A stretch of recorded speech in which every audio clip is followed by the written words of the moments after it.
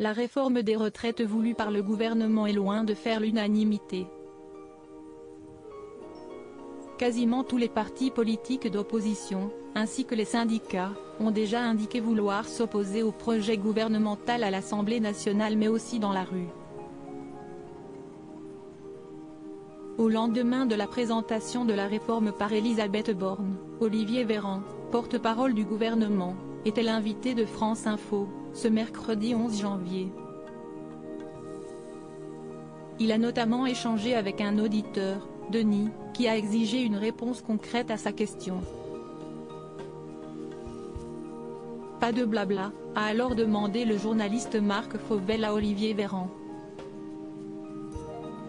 Qu'est ce que vous comptez faire pour les chômeurs en fin de droit, à 63 ans par exemple, a questionné Denis, 60 ans.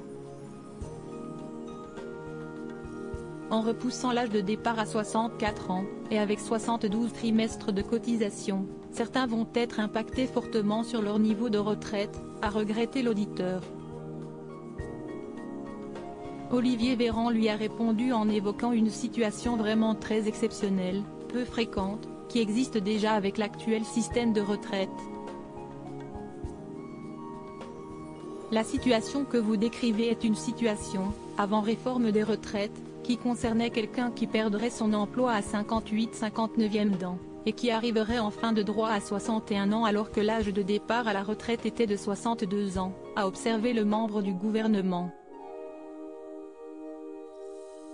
Remaniement d'Emmanuel Macron, découvrez les ministres du gouvernement Borne. Une réflexion à venir pour Olivier Véran face au cas présenté face à lui. Olivier Véran a reconnu des situations qui sont humainement difficiles et rares.